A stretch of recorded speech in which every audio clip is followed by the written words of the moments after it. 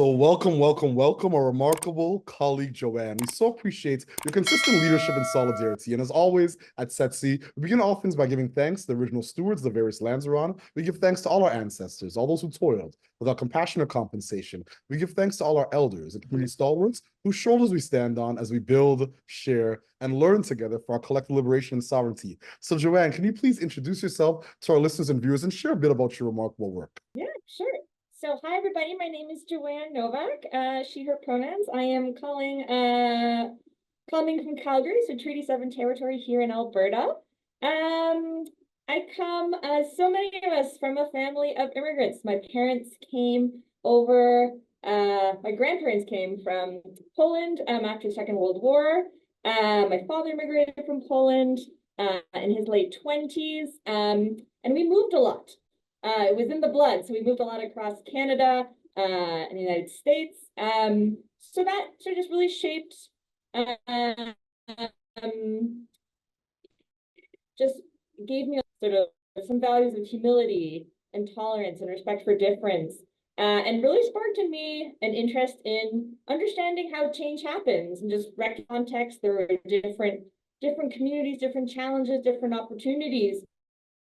So I was always interested in how does change happen and why doesn't it happen? Which led to so much time in school and studying sociology, and then the opportunity to work in different sectors. So from government to academia, private sector, a nonprofit sector, was always fascinated in the different ways these sectors approached social change, the different opportunities they had, the different barriers they had, and it's always sort of my work. Incredible. So my next question, what's inspiring you right now? What has you curious or what's keeping you up at nights? Yeah, so I think what has me curious right now is just the moment we're in here in Calgary. So Calgary is in this really defining time. It's growing at an unprecedented rate in terms of folks coming into the country and this province and the city. So that brings with it so much opportunity, but also some growing pains. And so we have huge, as many places in Canada, but housing, we've had sort of the highest rent increases. We have a third percentage increase in the use of food banks in Calgary from last year. So there's some real challenges, but with all of this tremendous talent and new folks coming into Calgary, this potential to be leveraging all of these amazing ideas and backgrounds to tackle these challenges. So I'm really curious. What keeps me up at night is, what is the story we want to tell about Calgary and what kind of city this is and what it wants to become and the kind of life that we want to have for Calgarians who live here and are helping build that city. So the work we do here at the Social Innovation Hub is part of that, and sort of putting equity and inclusion and positive social change sort of at the forefront of harnessing the innovation ecosystem to do that kind of work, which I know Setsi has similar philosophy and values, which is amazing. So yeah, the moment we're in and the potential, and just really feeling the urge to make sure that we rise to that moment. Incredible. Thank you so much for your candor and all the context you provided. So perfect segue to my next question. Do you have a set of key priorities right now in your work you'd like to share or amplify to our community of practice? Yeah, so the Calgary innovation ecosystem is growing. Like even in the last few years, it went from being valued at $2.7 billion to $5 billion. So there's a lot of people, a lot of resources, a lot of investment there, which is amazing. But as with anything, when things are growing, right, we want to know what's actually working. There's a lot of activity, but are we moving the needle, and how do we know if we are? So for us at the Social Innovation Hub, a big priority is our impact measurement. So we're really trying to be a lot more robust about the data that we're collecting, and that we're really clear on our theory of change, and that we're testing and iterating. We're doing lean experiments in terms of the services we're offering to innovators and entrepreneurs, impact centered and impact curious. Is it helping? Is it helping them move along in their journey? And if not, then let's tweak that. So at the founder level, sort of trying to be really clear on if our services are having an impact, but then also, helping our founders to more robustly track the impact that they're having on our local economy, on our provincial economy. giving them those tools to do that impact measurement as well. And then at the broader ecosystem level, we really believe in being founder-centered and in that relational approach, but we also believe that it matters the context in which we are sending these founders out. We won't work with them hand in hand forever. They can always come back to us, but for us, sort of the stage is first pilot to first investment.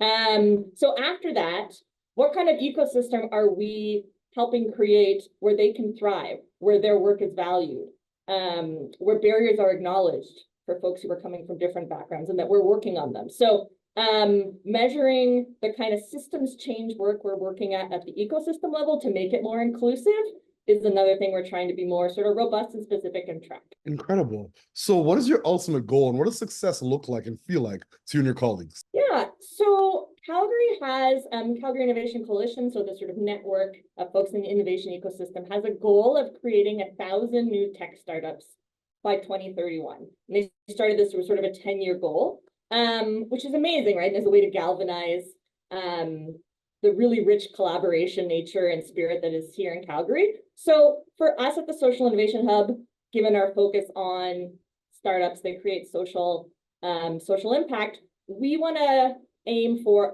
1/3 of those, of that 1,000, to center social impact at the DNA of those startups. And the reason why we picked 1/3 is because there is this research out there that says that once you tip any kind of organization or group by 1/3, you really change the culture. And it comes out of sort of the work and management literature that looked at representation on boards. And it was sort of finding what if you have 1 person in 10, they can become tokenistic, they can represent that group, be really challenging for them. It doesn't really change the group as a whole. 2 is better, but still it's sort of that group that seems the special interest group sometimes and has a hard time changing the dynamic. But once you get to 3, they start to be seen as individuals. And the points that they bring up, the issues that they bring up, start to be accepted as sort of part of the norm. And so drawing on that, we sort of have this goal of 1/3 because, again, we're sort of really looking at how do we make this innovation ecosystem not make social impact, social innovation as something siloed and a nice to have on its own, but really integrate it into the core of what kind of innovation ecosystem Calgary can become. So by shifting 1/3, we know that research suggests you're changing those dynamics. You're changing what is seen as normal and what is seen as something on the side. So that's sort of a goal that is our measure of success in a really broad way. But more individually, just making sure we have that relationship with founders, that they feel supported, centered, and really taking a relational approach versus sort of a more transactional, sort of just getting as many founders through as possible is a really important North Star for us as well. So both the founder and the ecosystem level are sort of 2 key measures of success we have. Yeah, I couldn't agree more. It's always unfortunate when folks are so focused on the outputs versus the outcomes, or the transaction versus the transformation. So once again, I really appreciate those sentiments and the way you frame that. So my last question, do you have any closing thoughts or calls to action for our listeners and our viewers? Yeah, so another thing I'm really excited about is just these different regional innovation hubs we have across the country. So Ontario has its amazing history and sort of breadth and depth in the different places in Ontario, which is amazing. And there's so much to learn from that. In BC, there's a growing rich ecosystem. And then in the prairies, you have Manitoba, Saskatchewan, and Alberta. And of course, in Atlantic and Maritime. So I just think just drawing on that local context that matters so much, that shapes the challenges, the opportunities, the strengths of the communities and what they're putting on the table, just how we can be learning more from each other in the different regional approaches and what we are putting on the table and what we're learning in social innovation. So just partners who are interested in and of course, you're doing that amazing work with this community of practice and Setsi and sort of getting these stories out there, but who are interested in impact measurement, who are interested in, we often talk about scaling is another thing we're really interested in. So sort of expanding the definition of scaling beyond just growing market share and revenue, which is important for financial sustainability, of course, but when you're scaling a solution to really make it stick And if we're talking in the social field, it's not just sort of increasing the number of products or services sold. It's right. It's how are you getting up into institutions and you're changing policies, and in community, how are you working with communities to shift mindsets and norms? And that's how that disruptive change really happens. So folks who are interested in thinking of scaling differently and tracking it and measuring it and testing it, and how does that actually happen? And how can you do that systems change along those different scaling pathways differently is something we're really interested in as well. And leveraging, of course, the university as an important partner. So here at Social Innovation Hub and Innovate Calgary, we are very closely connected to the University of Calgary, and we really think that harnessing universities to be those sort of change agents for social innovation alongside STEM-based innovation is a really powerful resource too. So regional hubs of social innovation and sort of just leaning into those regional differences and what we can learn from each other. Impact measurement and scaling are three kind of pieces really interested in, and would love to talk with anybody who wants to discuss those further. Incredible. Thank you so much, Joanne, for your visionary leadership, your solidarity, and your clear commitment to community development. It's inspiring, and the work that you and your colleagues are doing is more than innovation. It's impact. It's impact. So I just really appreciate all that you're doing for so many. And as always at Setsi, we close these conversations, these interviews, the way we began, by giving thanks to the original stewards, the various lands we're on. We give thanks to all our ancestors, all those who toiled, without compassion or compensation. We give thanks to all our elders and community stalwarts whose shoulders we stand on as we build, share, and learn together for our collective liberation and sovereignty. Thank you so much, Joanne. I appreciate you. Thank you, Victor.